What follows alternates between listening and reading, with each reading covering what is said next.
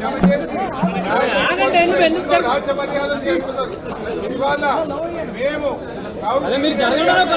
చేయాలని ఈ రాష్ట్రంలో లా అండ్ ఆర్డర్ ను కాపాడాలని మేము కోరుతా ఉన్నాం. ఇవాళ మా ప్రయత్నం వల్ల హైదరాబాద్ ఇమేజ్ దెబ్బతిన్నట్టు తెలంగాణ పోలీసుల గౌరవం తగ్గద్దనేది. ఎందుకంటే తెలంగాణ పోలీసులు దేశానికి మోడల్ గా ఉన్నారు. దేశం మొత్తం తెలంగాణ పోలీసులను చూసి నేర్చుకునే విధంగా గతంలో తెలంగాణ పోలీసులు పనిచేశారు. కానీ రేవంత్ రెడ్డి ప్రభుత్వం పోలీసులను తమ పని తను చేసుకోనివ్వడం లేదు.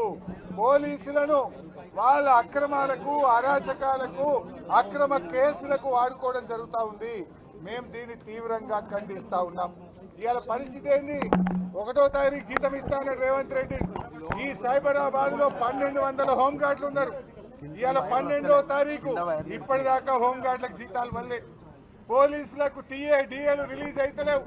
సరెండర్ లీవ్ డబ్బులు వస్తలేవు. 12వ తారీఖు వచ్చిన హోంగార్డులకు జీతాలు ఇవ్వని దద్దమ్మ ప్రభుత్వం రేవంత్ రెడ్డి ప్రభుత్వం. కాంట్రాక్టర్లకు 100 కోట్ల బిల్లులు ఇస్తున్నారు, పర్సెంటేజ్ తీసుకుంటున్నారు. పాపం హోంగార్డులకు జీతాలు ఇయ్యరా? 12వ తారీఖు వచ్చిన హోంగార్డులకు జీతాలు ఇయ్యరా? కానిస్టేబుళ్లకు ఇప్పటిదాకా సరెండర్ లీవ్ డబ్బులు ఇయ్యరా? ఇదా నీ రాజ్యం? ఇవాళ మేం కోరేది ఒక్కటే, గాంధీ గారి మీద, అదేవిధంగా గాంధీతో పాటు మా కౌశిక్ రెడ్డి గారి ఇంటి మీద దాడి చేసిన గుండాలను 307 హత్యాయత్నం కేసు నమోదు చేసి అరెస్ట్ చేయాలని మేము డిమాండ్ చేస్తా ఉన్నాం. లేదంటే సిబిఐ విచారణ కోరుతాం. దీని మీద అవసరమైతే కోర్టుకు పోతాం, కేంద్ర హోంశాఖ దగ్గరికి వెళ్తాం. కానీ దీన్ని మాత్రం మేము వదిలిపెట్టాం. నిజాలు బయటకు రావాలి. ఇవాళ రేవంత్ రెడ్డి డైరెక్షన్ లో పోలీస్ కమిషనర్ ఆధ్వర్యంలో, పోలీసుల ఆధ్వర్యంలో కౌశిక్ రెడ్డి గారి ఇంటి మీద దాడి జరిగింది. ఈ దాడి వెనుక పాత్రదారులెవరు, సూత్రధారులెవరు, సహకరించింది ఎవరో అన్ని కూడా బయటకు రావాలి.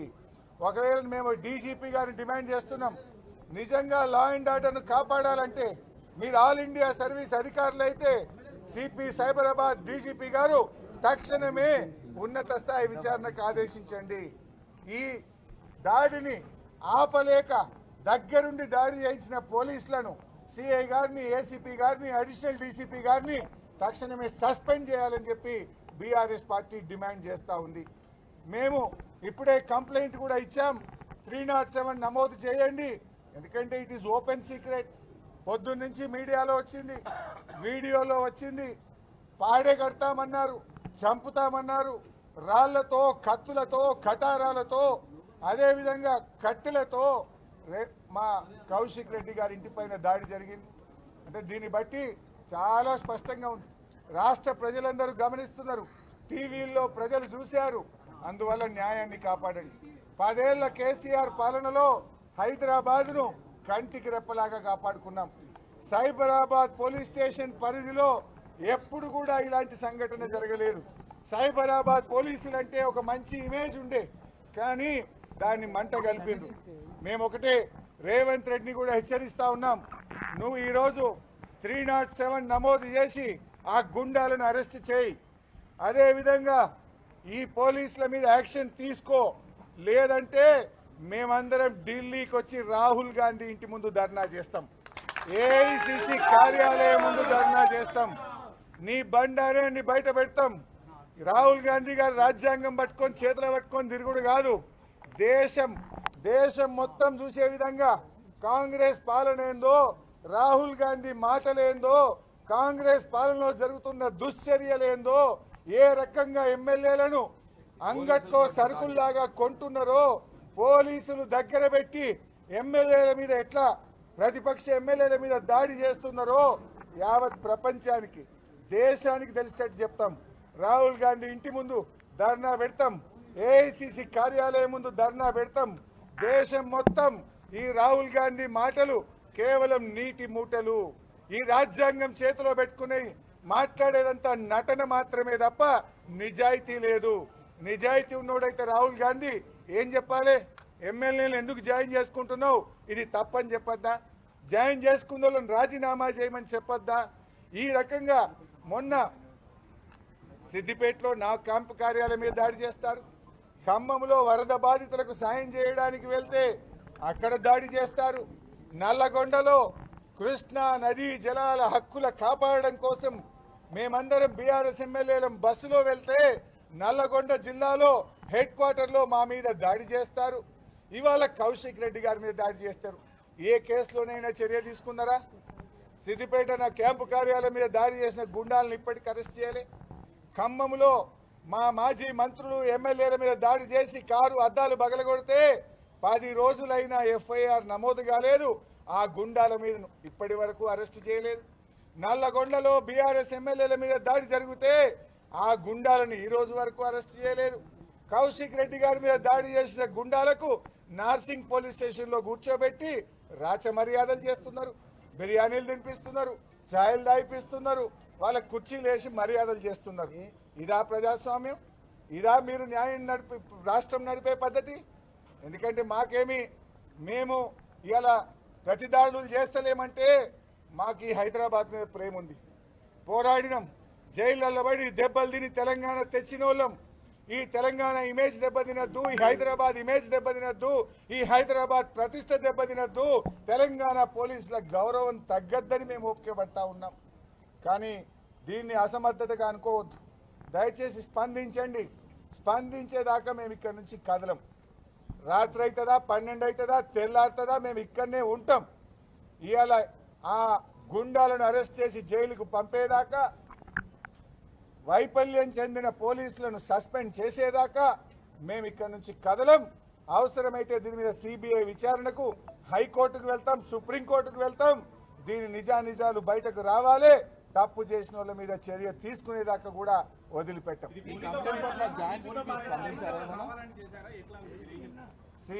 కమిషనర్ గారికి జ్వరం వచ్చింది లేదంటున్నారు. నేను పొద్దున్న నుంచి 3 సార్లు సైబరాబాద్ పోలీస్ కమిషనర్ మహంతికి నేను 3 సార్లు ఫోన్లో మాట్లాడాను. అదేవిధంగా కౌశిక్ రెడ్డి గారు కూడా 3 సార్లు ఫోన్లో మాట్లాడారు. మేము విషయం చెప్తూనే వచ్చినాం. మరి టీవీల్లో లైవ్ వస్తున్నది, ఫోన్లలో మేము చెప్తున్నాం. 30 మందిని కాపాడే సామర్థ్యం సైబరాబాద్ పోలీసులకు లేదా? 30 మంది గుండాలను ఆపే సామర్థ్యం తెలంగాణ సైబరాబాద్ పోలీసు వాళ్ళకి లేదా? ఎంతమంది వచ్చిండ్రా? 30 మంది వచ్చిండ్రు. నిజంగా మేము అనుకుంటే ఏం చేయలేకపోతే మేమే చేసుకుందాం కదా. కానీ మిమ్మల్ని నమ్మినాం, తెలంగాణ పోలీసులను, సైబరాబాద్ పోలీసులను నమ్మినాం. నమ్మితే ఆ 30 మందిని మీరే దగ్గరుండి లోపల దోలిచ్చి దాడి చేపిస్తారా? ఇట్ ఈస్ నాట్ దట్ సిపికి తెలియదో ఏం చేస్తుంది, మీ ఎస్బీ ఏం చేస్తుంది, మీ ఇంటెలిజెన్స్ ఏం చేస్తుంది? పొద్దున్నుంచి టీవీలో వస్తుంది కదా. కౌశిక్ రెడ్డిని హౌస్ అరెస్ట్ చేసినప్పుడు గాంధీని చేయచేతనైతే లేదా మీకు? ఎందుకు భయం అంటే గాంధీ డిక్లేర్ చేసి వచ్చింది కదా, నేను దాడికి పోతున్నా అని డిక్లేర్ చేసిన ఆపడం మీకు చేతనైతే లేదా? 30 మంది గుండాలను ఆపే సత్తా సైబరాబాద్ పోలీసులకు లేదా? నేను చెప్పిన కదా, సిపికి 3 సార్లు ఫోన్ చేసిన కదా. ఏం చెప్పిండు సిపి గారు?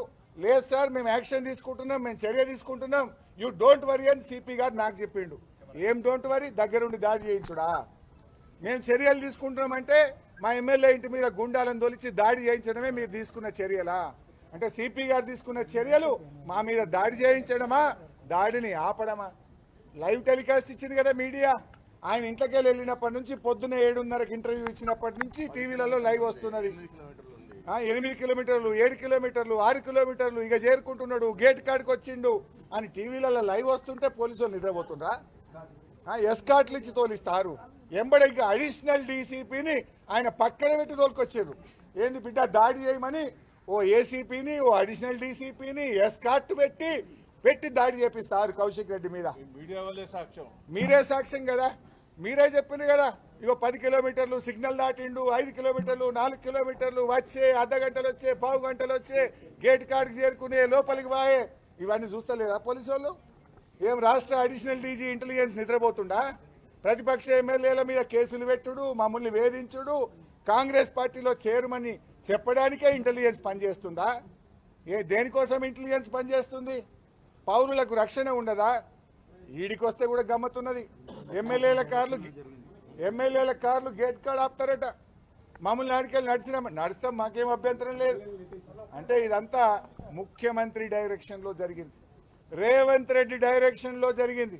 పాపం పోలీసులు ఏం చేస్తారు, ఇవాళ వాళ్ళు అబాస్ పాలైపోతున్నారు. సైబరాబాద్ పోలీసులు అంటే ఒక ఇమేజ్ ఉండే ఈ దేశంలో, దానికి గౌరవం పోయింది. ఇవాళ సైబరాబాద్ పోలీసుల మీద నమ్మకం పోయింది. ఈరోజు ఇదంతా రేవంత్ రెడ్డి ఈ రాష్ట్రాన్ని భ్రష్టు పట్టిస్తా ఉన్నాడు, ఈ రాష్ట్రానికి పెట్టుబడులు రాకుండా చేస్తున్నాడు, హైదరాబాద్ ప్రతిష్ట దెబ్బతీస్తున్నాడు రేవంత్ రెడ్డి. ఇది చాలా బ్యాడ్ డే, ఇది దుర్మార్గమైనటువంటి విషయం. దీన్ని వదిలిపెట్టాం. రేపు అసెంబ్లీలో పట్టుబడతాం, హైకోర్టుకు వెళ్తాం, కేంద్ర హోంశాఖకు వెళ్తాం, సిబిఐ విచారణ జరిగేదాకా పట్టుబడతాం, దోషులను శిక్షించేదాకా వెంటబడతాం. ఎంత దూరమైనా బీఆర్ఎస్ పార్టీ పోరాటం చేస్తుంది. మీరు చెప్పాలి ప్రభుత్వం స్పందించిందా లేదా. That's why I demand speaker. శాసనసభ్యుల హక్కులు కాపాడే బాధ్యత స్పీకర్ గారిది.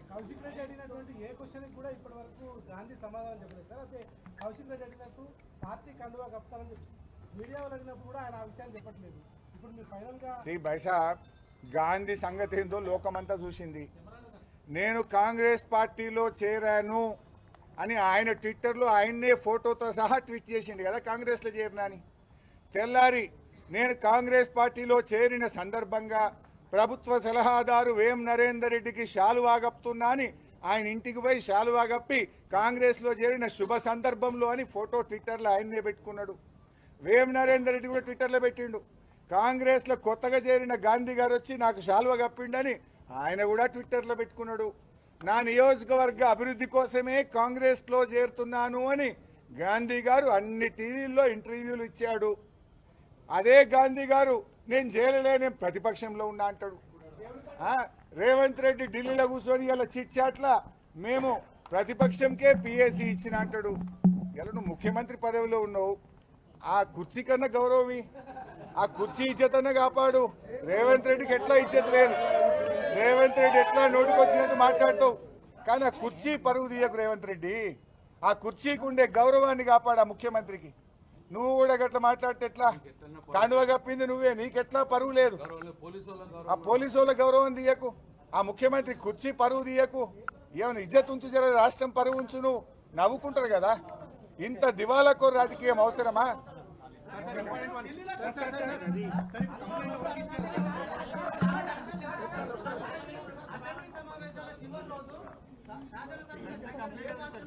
సార్ కంప్లైంట్ కి రెస్పాండ్ అయ్యారు సార్. ఎవరికి ఇచ్చారు కంప్లైంట్? సార్ కంప్లైంట్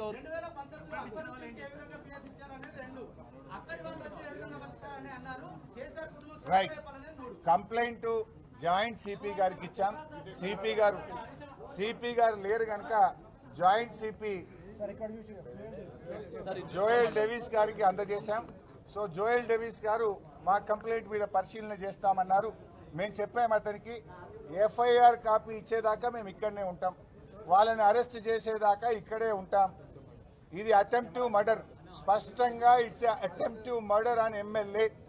పట్టపగలు నట్ట నడి హైదరాబాద్లో ఒక ఎమ్మెల్యే మీద మర్డర్ చేసే ప్రయత్నం జరిగింది. ఇక ఆ మర్డర్ చేసిన వాళ్ళని కూడా మీరు అరెస్ట్ చేయకపోతే, మీరు కేసు నమోదు చేయకపోతే ఈ రాష్ట్రంలో శాంతి భద్రతలే లేవు, పోలీసులు పనిచేయరు అనుకునే పరిస్థితి ఉంటుంది. అందువల్ల మేము వెయిట్ చేస్తాం, మీ పని చేసుకోండి అని మేము బయట వచ్చి ఇక్కడ కూర్చుంటున్నాం. ఎఫ్ఐఆర్ కాపీ మా చేతికి ఇచ్చి ఆ ల్యాప్సెస్కు పాల్పడ్డ పోలీసుల మీద ఏం చర్యలు తీసుకున్నారో చెప్పిన తర్వాత మేము ఇక్కడ నుంచి బయలుదేరుతాం. ఇక పిఎస్సి విషయంలో గౌరవ జర్నలిస్ట్ గారు అడిగారు. మేము 2014లో ప్రతిపక్షానికి పిఎస్సి ఇచ్చినాం, 18లో కూడా ఇచ్చాం. 2014లో జానారెడ్డి గారు ప్రధాన ప్రతిపక్ష నాయకుడిని శాసనసభ వ్యవహారాల మంత్రిగా నేనే పోయి అడిగిన. స్పీకర్ గారు అడగమన్నారు, పిఎస్సి చైర్మన్ గా మీరు ఏ పేరు ఇస్తారంటే నారాయణ ఖేడ్ ఎమ్మెల్యే కిష్టారెడ్డి పేరు ఇస్తే ఆయనను పిఎస్సి చైర్మన్ గా అపాయింట్ చేశాం. ఆ తర్వాత దురదృష్టవశాత్తు వారు చనిపోతే మళ్ళీ పేరు అడిగితే రామరెడ్డి వెంకటరెడ్డి పాలేరు ఎమ్మెల్యే పేరు ఇస్తే ఆయనను పిఎస్సి అధ్యక్షుడిగా పెట్టాం. తర్వాత జరిగినప్పుడు మళ్ళీ వెళ్ళి అడిగాం పిఎస్సిగా మీరు ఏ పేరు ఇస్తారని. గీతారెడ్డి గారి పేరు ఇస్తే గీతారెడ్డి గారిని పిఎస్సి అధ్యక్షురాలిగా నియమించాం. 2018లో కాంగ్రెస్ పార్టీ సంఖ్య 5కు తగ్గి ఎంఐఎం సంఖ్య 7గా ఉన్నది. అప్పుడు ఎంఐఎంఏ రాష్ట్ర శాసనసభలో ప్రధాన ప్రతిపక్షంగా ఉంటే వారిని పేరు అడిగాం. అక్బరుద్దీన్ ఓవైసీ పేరిస్తే వారిని పిఏసీ చైర్మన్గా వేశాం. మరి మొన్న పిఏసీ చైర్మన్ వేసేటప్పుడు ప్రధాన ప్రతిపక్ష నాయకుడు కేసీఆర్ గారిని అడగాలి కదా, మీ పార్టీ తరఫున ఎవరిని చైర్మన్గా నామినేట్ చేస్తారని అడగాలి కదా. ఢిల్లీలో కేసీ వేణుగోపాల్ను వేసినప్పుడు ఎట్లేసిండ్రు? స్పీకర్ గారు ప్రధాన ప్రతిపక్ష నాయకుడు రాహుల్ గాంధీ గారిని మీ పార్టీ తరఫున పిఏసీ చైర్మన్ కు పేరు ఇవ్వండి అంటే కేసీ వేణుగోపాల్ పేరిస్తే ఆయన నామినేట్ చేశారు. అదే పద్ధతుల్లో మరి ఇక్కడ కూడా ప్రధాన ప్రతిపక్ష నాయకుడిని అడగాలా వద్దా? అండ్ శాసనసభ రూల్ 230 ప్రకారంగా, రూల్ 250 ప్రకారంగా ఒక సభ్యుల సంఖ్య కంటే ఎక్కువ నామినేషన్లు వస్తే ఎలక్షన్ పెట్టాలి. నేను కూడా నామినేషన్ వేశాను. ఒకవేళ గాంధీ గారు వేస్తుంటే 4 సభ్యులు ఉంటే ఎలక్షన్ పెట్టాలి. అసెంబ్లీలో ఎలక్షన్ పెట్టి సింపుల్ ఓట్ మెజార్టీ ద్వారా ఎలిమినేట్ చేయాలి. ఎలక్షన్ పెట్టకుండా నా నామినేషన్ని ఎట్లా తిరస్కరిస్తారు స్పీకర్ గారు? తిరస్కరించే అధికారం ఎక్కడిది? రాజ్యాంగంలో, శాసనసభ చట్టములో ఎన్నికల ద్వారా, ఎలక్షన్ ద్వారా పిఏసీ, పియూసీ ఎస్టిమేట్స్ కమిటీ వేయాలని చట్టం చెప్తుంది. ఆ చట్టాన్ని తుంగలో దొక్కి రాత్రికి రాత్రి నా నామినేషన్ను ఎలా తిరస్కరించారో కూడా నాకు చెప్పకుండా మీరు కాంగ్రెస్ పార్టీ కండువా కప్పుకున్నాయని చైర్మన్గా చేస్తారా? ఇది ప్రజాస్వామ్యాన్ని పట్టపగలు హత్య చేయడం కాదా? ఖూనీ చేయడం కాదా? ఇది మేము అడుగుతా ఉన్నాం. దానికి రేవంత్ రెడ్డి సమాధానం చెప్పడు. దానికి ఆయన దగ్గర సమాధానం లేదు. ఇవి మేము అడిగినాం కనుకనే, మా కౌశిక్ రెడ్డి ఇవి అడిగిండు కనుకనే కౌశిక్ రెడ్డి మీద, ఇంటి మీద దాడికి ఉరమాయిస్తాడు, దాడి చేపించే ప్రయత్నం చేస్తాడు. సమాధానం చెప్పు నీకు చేతనైతే. నీ దగ్గర సమాధానం లేదు కనుక మా కౌశిక్ రెడ్డి గారి మీద దాడి చేయించే ప్రయత్నం చేసినావు. ఇది చాలా దుర్మార్గం. అధికారం శాశ్వతం కాదు, ఎవరు పర్మనెంట్ కాదు. నేను పోలీస్ అధికారులను కూడా కోరుతా ఉన్నా, గత ప్రభుత్వంలో ఎప్పుడు ఈ రకంగా చేయలేదు. ఎవరైనా అతిగా వ్యవహరించే పోలీస్ అధికారులారా జాగ్రత్తగా ఉండండి, భవిష్యత్తులో ఇబ్బందులు ఎదుర్కొంటారు. తస్మాత్ జాగ్రత్త అని కూడా నేను ఆ పోలీసులను హెచ్చరిస్తా ఉన్నాను.